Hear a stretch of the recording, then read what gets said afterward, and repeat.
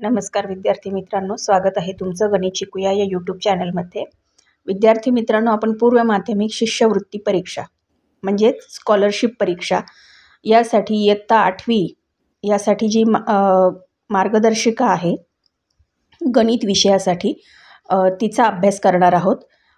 त्यातील घटक, त्या घटकांवरती आधारित उदाहरणे यांचा आपण अभ्यास करणार आहोत। चला तर मग व्हिडिओला सुरुवात करूयात। तत्पूर्वी तुम्हाला एक विनंती आहे, तुम्ही जर चॅनलला नवीन नसाल तर चॅनलला सबस्क्राईब करा, व्हिडिओला लाईक शेअर करा आणि नोटिफिकेशनचं बेल आयकॉन दाबा, जेणेकरून तुम्हाला सर्व नोटिफिकेशन्स वेळेवर मिळत जातील। चला तर मग सुरुवात करूयात।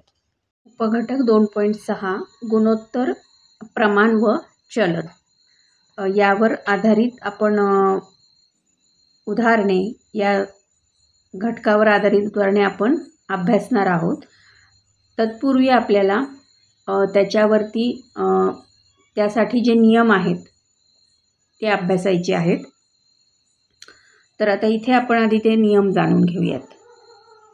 तर नियम काय आहेत तर विशेष टीप बघा, जेव्हा दोन राशींची तुलना भागाकाराने करतात तेव्हा त्या संख्यांच्या भागाकाराला गुणोत्तर म्हणतात। म्हणजे भागाकार आता लक्षात कसं ठेवणार तुम्ही की दोन राशींची तुलना करायची आहे, तर भागाकार आहे तिथे, तर मग त्याला काय म्हणतात, गुणोत्तर म्हणतात।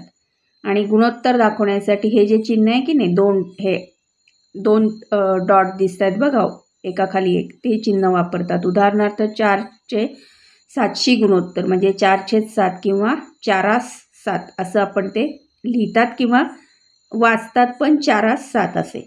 आता कोणतेही गुणोत्तर अतिसंक्षिप्त रूपात लिहितात। एकाच प्रकारच्या दोन राशींचे गुणोत्तर काढताना त्यांची एकके समान करून घ्यावी लागतात। गुणोत्तराला एकक नसते, म्हणजे गुणोत्तरांचं एकक आपल्याला समान करून घ्यावं लागतं। पण ते जे गुणोत्तराचं उत्तर आलेलं आहे, म्हणजे गुणोत्तर जे आलेलं आहे त्या राशींचं जे उत्तर आलेलं आहे त्याला एकक नसतं। म्हणजे उदाहरणार्थ बघा इथे, तर 15 सेकंद आणि 1 मिनिट। आता सेकंद आणि मिनिट, मग ह्या 1 मिनिटाचे सेकंदामध्ये आपल्याला करून घ्यावे लागतात। मग त्याच्यानंतर मग ते आपल्याला उदाहरण सोडवावं लागतं आणि मग आपल्याला त्याचं गुणोत्तर मिळतं। म्हणजे इथे जे आता उदाहरण दिलेलं आहे ते बघा, आता 1 मिनिट म्हणजे काय आहे, 60 सेकंद असतात 1 मिनिटामध्ये, म्हणून 60 सेकंद आणि 15 सेकंद। मग 15 सेकंद छेद, म्हणजे तर गुणोत्तर बरोबर काय येतं, 15 सेकंद छेद 60 सेकंद बरोबर 1/4, कारण 15 चौक 60 म्हणजे 1/4। आता जेव्हा दोन गुणोत्तरे समान असतील तेव्हा त्या गुणोत्तरातील संख्या प्रमाणात आहेत असं म्हणतात। म्हणजे उदाहरणार्थ 4, 8, 10, 20 या गटातील संख्या प्रमाणात आहेत किंवा नाहीत हे दाखवा।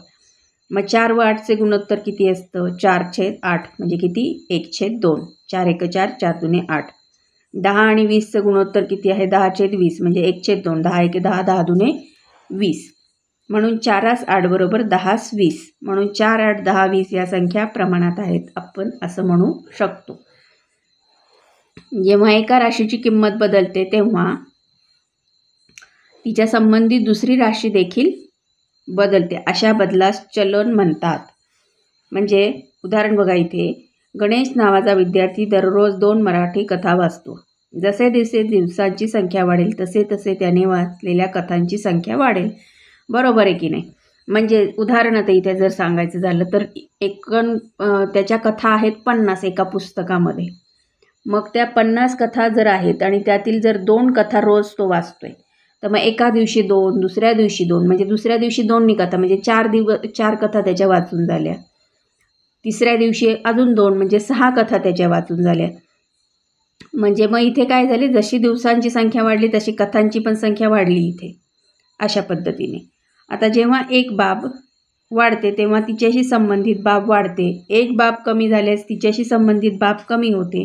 या दोन बाबींचे गुणोत्तर स्थिर असते तेव्हा ते समचलनाचे उदाहरण असते। आता म्हणजेच हे उदाहरण जसं, म्हणजे आता उदाहरण इथे बघा की 10 पेनची किंमत 50 रुपये असते तेव्हा 20 पेनची किंमत 100 रुपये असते। म्हणजे 10 पेन 50 रुपयाला, मग 10 आणि इथे 20 म्हणजे 10ची दुप्पट किती येते, 20, मग 50ची दुप्पट इथे किती येणार, 100। आणि पेनची संख्या कमी केली तर किंमतही कमी होते. म्हणजे आता इथे जर 5 पेन केले तर किंमत किती येणार? 25 रुपये येणार. म्हणजे म्हणजे आता मी 5चं उदाहरण दिलं किंवा दुसरं एक उदाहरण बघा इथे दिलेलं. अर्थात 3 पेनची किंमत 15 रुपये असते. जेव्हा एक बाब वाढवल्यास तिच्याशी संबंधित बाब कमी होते, एक बाब कमी केल्यास तिच्याशी संबंधित बाब वाढते. या दोन बाबींचा गुणाकार स्थिर असतो तेव्हा व्यस्त चलनाचे उदाहरण असते. म्हणजेच उदाहरणार्थ दररोज 20 पृष्ठे वाचल्यास एक पुस्तक 15 दिवसात वाचून होते. आता आपल्याला इथे पृष्ठांची संख्या माहीत नाही आहे, पण ते पुस्तक जर त्या पुस्तकाची जितकी पृष्ठ आहेत त्यातील 20 पानं जर रोज वाचली तर ते पुस्तक 15 दिवसात वाचून होते. आणि दररोज 5 पृष्ठ वाचल्यास तर जशी जशी दिवसांची संख्या वाढेल तशी तशी पुस्तकांच्या शिल्लक पृष्ठांची संख्या कमी होत जाते. म्हणजे 20 वाचले तर 15 दिवसात, पण 5 वाचले तर काय होणार आहे? पुस्तकांचे पानं शिल्लक राहणार आहेत की नाही, म्हणजे दिवस इथले वाढत जाणार आहेत. तर आजच्या व्हिडिओमध्ये आपण उपघटक 2.6 याचे नियम काय आहेत, गुणोत्तर प्रमाण व चलनासाठी हे आपण जाणून घेतलेलं आहे. तर आजच्या व्हिडिओत आपण इथेच थांबूयात. भेटूयात पुन्हा पुढच्या व्हिडिओमध्ये. तोपर्यंत नमस्कार, धन्यवाद.